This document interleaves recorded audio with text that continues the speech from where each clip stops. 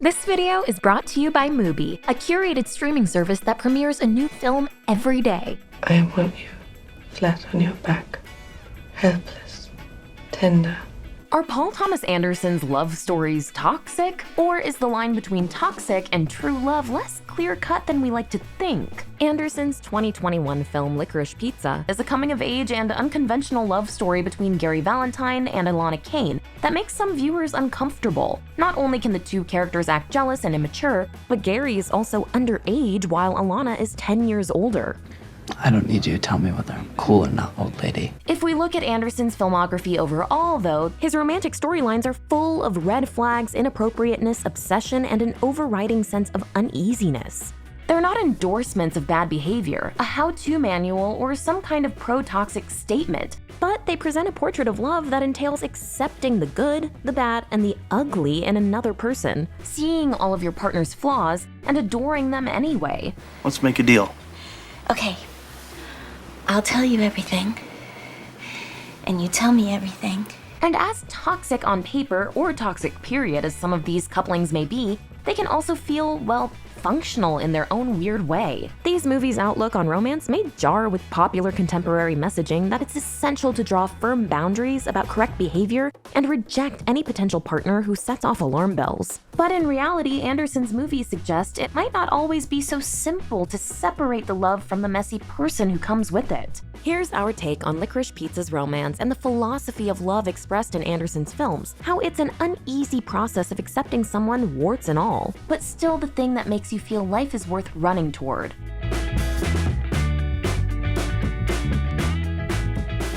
If you're new here, be sure to subscribe and hit the bell to be notified about all of our new videos.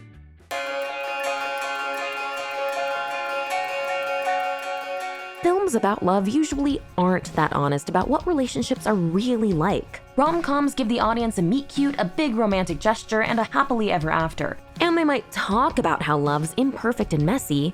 You like someone because of all of their qualities, and you love someone despite some of their qualities. But give us sanitized, cutesy versions of what that looks like. You're a sore winner, and you use too many exclamation points. And yet?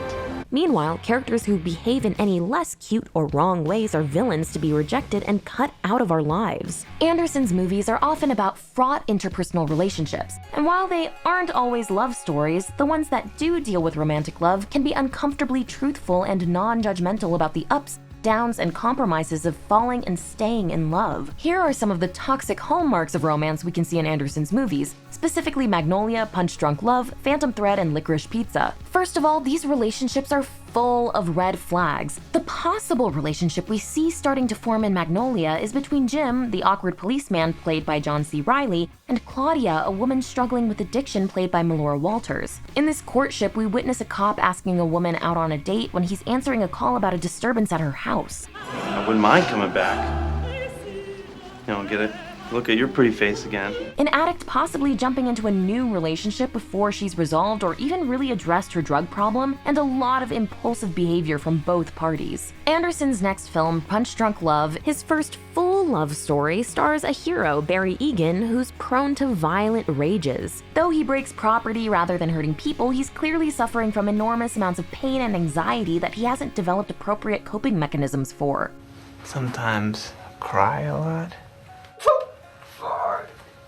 In a way, Punch Drunk Love is Anderson changing the tone of certain behaviors we're used to seeing glossed over and made cute in conventional romantic stories. The film implicitly reveals how alarming and scary the slapstick violence in many of star Adam Sandler's broader comedies would actually come across as in real life. Punch Drunk Love doesn't soften Barry's more startling behavior, while at the same time it doesn't suggest that this disturbingness undermines or discounts the authentic feeling love we're seeing form between Barry and Lena. As Anderson's career goes on, we even see more troubling, persistent red flags in the romantic relationships his films study. Reynolds' Woodcock and Phantom Thread can be manipulative, cruel, and withholding.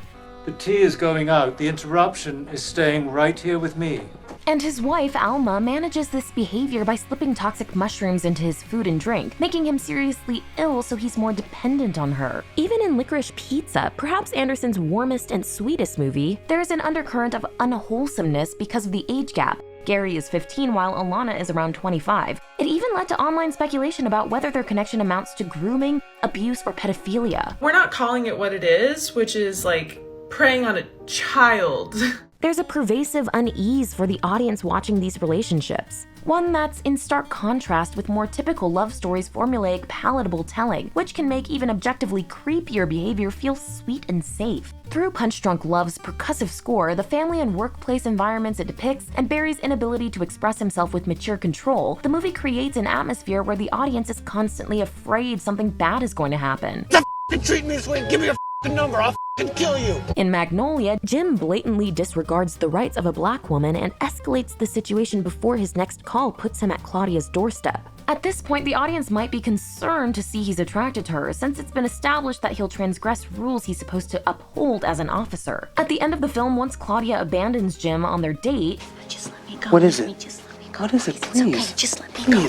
Jim goes back to her apartment, a choice which could easily be read as inappropriate in another context. In Phantom Thread, Reynolds' mercurial moods, the power imbalance between them, and Alma's desperation to understand him give the movie an undercurrent of unsettled tension. And Licorice Pizza has harrowing moments in addition to its age gap, like when Alana and Gary are placed in visceral danger as they must navigate a massive truck down a hill without gasoline. Third, Anderson's romances look at how love may involve an uncomfortable degree of obsession. How I Met Your Mother has a joke about the Dobler-Dahmer line, i.e. that a romantic gesture is either sweet or crazy depending on whether the recipient of the gesture likes the person back. If both people are into each other, a big romantic gesture works. But if one person isn't into the other, the same gesture comes off serial killer crazy or Dahmer. Anderson's romances implicitly push this theory to its limits through characters whose obsessive behavior might seem like it belongs on the unfavorable side of the Dobler-Dahmer line, except that it is received favorably by a lover. Barry decides to follow Lena on her business trip to Hawaii not long after they've met. I'm standing in my hotel room. I'm here on my business trip. Gary's pursuit of Alana is persistent despite her initial lack of interest. Reynolds assertively breezes in and upends Alma's whole life due to his fixation on her, but then starts to lose interest and leaves her emotionally adrift, feeling she must make a drastic move to regain power over him. Both Barry and Reynolds have a deeper obsessiveness in their personalities. Barry's fixated on earning a lifetime of free flights by purchasing hundreds of pudding cups. Hey, what's with all this pudding? What is this? Oh, that's part of a pretty amazing airline promotional giveaway. That's really tremendous. Reynolds has a complicated obsession with his mother, as well as a single-minded devotion to maintaining the relevance and standing of the House of Woodcock. Neither is really pushed to formally treat or fix their pathologies, and in other movies, these unapologetically flawed men probably wouldn't be deemed romantic hero material. Perhaps some argue they shouldn't be. But while mainstream romances often glamorize the more euphoric elements of love, Anderson's movies aren't shy about reminding us of love's unpleasant truths, that not everything between couples in love is always going to appear safe, appropriate, or picturesque when judged from an outside perspective. As easy as it is to talk about deal breakers and rejecting what's unacceptable, that actual line of what we will accept from a partner isn't always clear and might not be where we thought it was. If you want to continue exploring the nuances of love, you should check out some of the beautiful love stories now playing on Mubi. As a special gift to our viewers, Mubi is offering 30 days free. Just click the link in the description below to start streaming now. If you're not sure where to begin, I recommend streaming To the Wonder. Terrence Malick's 2012 drama follows Neil, a man torn between two great loves: Marina, a European woman who decides to join him in the US, and Jane, his childhood sweetheart. The film features transcendent performances from Ben Affleck, Rachel McAdams, and Olga Kurylenko, and its exploration of love and desire will haunt you long after it's over. If you're anything like me these days, you may be totally uninspired and stuck when it comes to figuring out what to watch next. Subscribing to Mubi completely fixes that. Their team of curators handpicks every film they show, so there's always something new to discover. They seriously love movies as much as we do, so their recommendations are always top-notch. Click the link in the description below to get 30 days of Mubi now.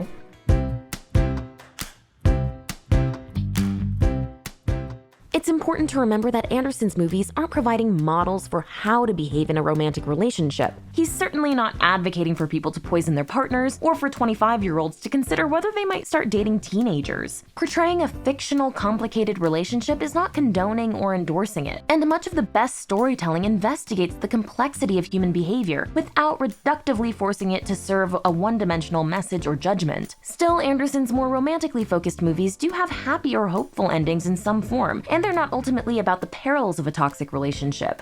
Sometimes I jump ahead in our life together. And I see a time near the end when everything is settled. So why aren't these romances cautionary tales, even if they sound that way on paper? Here are some reasons these relationships may be more functional than they first appear. The characters understand each other. Across his movies, Anderson's characters tend to live on the outskirts of a normal life. Yet what separates Barry Egan, Reynolds Woodcock, Alana Kane, and Gary Valentine from Anderson's most difficult, bleak antiheroes is that they find partners who get them. Alma finds Reynolds frustrating, even maddening, but she intuitively grasps and respects his fanatical devotion to his work. She does deserve it. It's your work.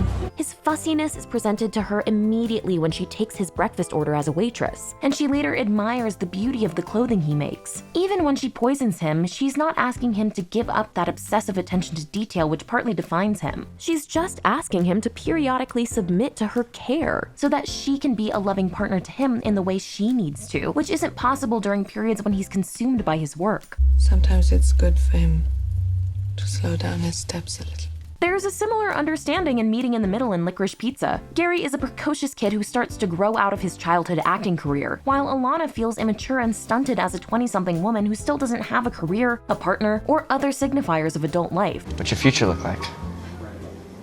I don't know. While they have different specific interests and outlooks, they share a yearning for something different than what they're working through. And though it's not always verbalized, an intuitive, mutual understanding of feeling like a kid in an adult world. It's why, thematically speaking, they're closer together than their ages indicate. Another thing that makes Anderson's romances sort of functional is that the partners accept each other's flaws. Understanding each other also means making peace with the shortcomings that could make someone seem like a less than ideal partner. In Anderson's movies, characters connect by not attempting to hide their weirdness or quickly fix their bad habits. In Magnolia, the tumultuous first date between Jim and Claudia is fueled by Claudia's desire to be honest with each other despite being nearly strangers. Whatever you think might scare me won't. There's also a radical honesty in Punch-Drunk Love, when Barry and Lena are in bed together, as they express their feelings in weird graphic images of the horrible things they want to do to each other. I want to chew your face and I want to scoop out your eyes.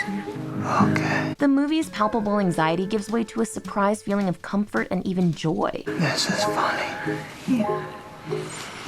This is nice. While they both seem to know that the other is not seriously planning to commit violent acts, there's a catharsis from being able to say alarming things to each other without judgment. Meanwhile, Phantom Thread is an incisive portrait of how sometimes, in a long-term relationship, partners may detest certain habits and quirks in each other. They may even notice things they can do to intentionally drive each other up a wall. Yet in the end, the peace they form isn't through abstaining from these annoying behaviors, but through finding a way to allow for each one's bizarre hang-ups while meeting each other's needs. Kiss me, my girl, before I'm sick. Countering this radical other acceptance, the characters often do undergo self-improvement as a result of love, becoming less isolated and volatile and more flexible and generous. This illuminates a surprising truth of human behavior. We do change for the people we love, but that change has to come from within. And it's often as a result of feeling unconditionally loved and not being pushed to alter oneself. The fact that this acceptance is mutual is also a key difference between Anderson's romances and movies where a romantic partner becomes an idealized love object, or a vehicle for the healing of their troubled partner. See, I have a gift.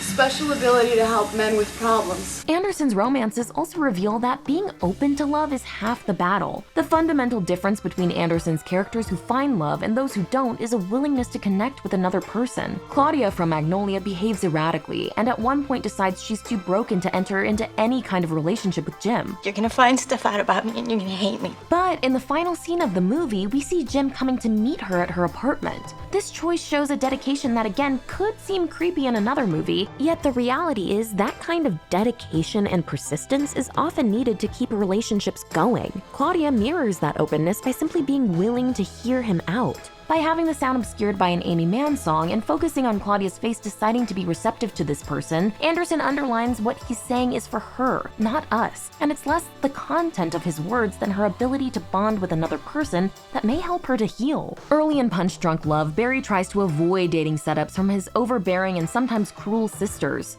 Is your friend here? No. You're off the hook, Barry. You can make it. Thank you.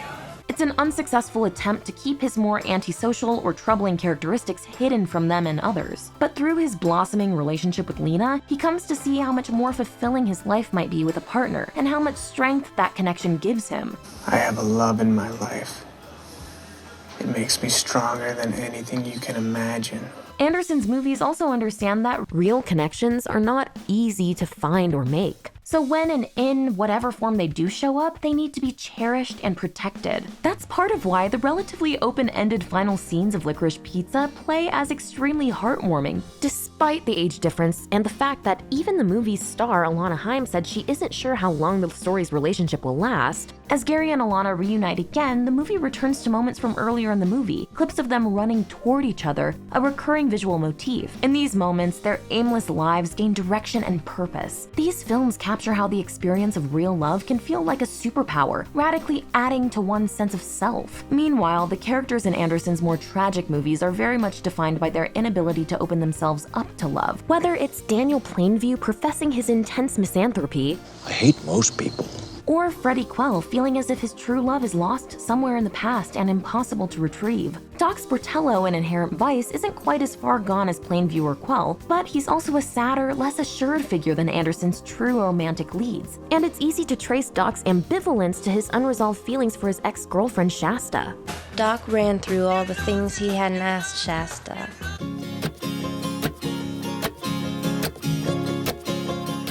The relationships in Paul Thomas Anderson's movies are heightened, just as the films themselves have surreal, operatic, or dreamlike elements. Still, there are some realistic takeaways about love across these films, ones which often run counter to other romantic movies or modern conventional wisdom. Love is dangerous. The tension and dread that buzzes through Anderson's movies acknowledges that the world is full of danger. Finding love doesn't eliminate that danger, and love brings its own dangers. Phantom Thread, Inherent Vice, and Licorice Pizza put their characters into threat of physical harm while they're in love, and Punch Drunk Love feels like it could explode into tragedy at any moment. All I want is a number. That should be goddamn good enough for you. Now give me the number. Okay. You hear me? Yes. I'm sick of this shit. Stop treating me this way. Give me your number. I'll kill you. Plenty of romantic comedies pay lip service to the idea of risking it all for love, but Anderson's movies actually evoke that feeling of risk. At the same time, they suggest love is a necessary and important risk you must undertake to fully experience life, and the only true relief from all that tension, dread, and aggression. Love can be weird. Another classic romantic movie theme is the idea that love is messy and imperfect, but big studio rom-coms may not be especially good at conveying that messiness without resorting to cute quirks or easily solvable problems. Especially in today's more conscious climate, some filmmakers may worry about appearing to endorse toxic behavior or imply that their audience should settle for less. Yet Anderson feels committed to exploring just how flawed his characters are and how strange any love affair might appear to the outside. I think perhaps you should telephone that boy doctor of yours, just in case. But it's not settling. While they're accepting of personal imperfection, these movies also aren't encouraging people to settle or tough things out when a relationship is without compatibility. They illustrate how committed partners need to fit together in both their imperfections and their best selves. Love takes work. In Magnolia, Punch Drunk Love, Phantom Thread, and Licorice Pizza, none of the couples come together effortlessly. Love requires sacrifice and trust from each party, whether the challenge is submitting to our fear of rejection. I'm really nervous that you're gonna hate me soon. Grappling with a partner's exceedingly high expectations, going to lengths to care for them, making oneself vulnerable, or surrendering control. Love is not guaranteed. Often these movies end without any assurance that things will remain happily ever after, and they might not peek too far into the characters' futures. Sometimes it's downright difficult to tell how well suited they'll be for each other over the long term. Alma and Reynolds are apparently establishing a routine that they'll repeat to sustain their marriage, but it's also implied that one of these times she could kill him. If you didn't wake up from this, no matter. Thank you for coming. For I know he'd be waiting for me in the afterlife. Punch Drunk Love feels closer to a romantic happily ever after. Yet it ends just after Barry and Lena set boundaries for the first time in their relationship. And Magnolia ends with Claudia looking at the camera and smiling, indicating that she may be open to some kind of tentative future with Jim. These aren't exactly ambiguous endings, but they're open. By contrast, an ending like There Will Be Bloods is definitive. I'm finished. There will be no love, redemption, or peace in Daniel Plainview's life. For these characters who have found love, nothing is guaranteed to last. Yet there is possibility, and life feels open now. And it's authentic to remind us that love is never a fixed entity you possess for good, but always evolving, requiring ongoing attention and effort. Nothing in life is guaranteed, but love perhaps least of all. Anderson's films seem to say that love is not what we'd expect, but it is what we need. In the moment we find them, these characters have that trust and understanding, which is what romance really is. Everything around that may seem messy, turbulent, off-putting, or odd, but this mixed bag of love, how the bad also comes with the good, seems to be Anderson's point. After all, real love is nothing like it seems in the movies. You see, to be in love with him makes life no great mystery. This is The Take on your favorite movie, shows, and culture. Subscribe so you can watch all of our videos.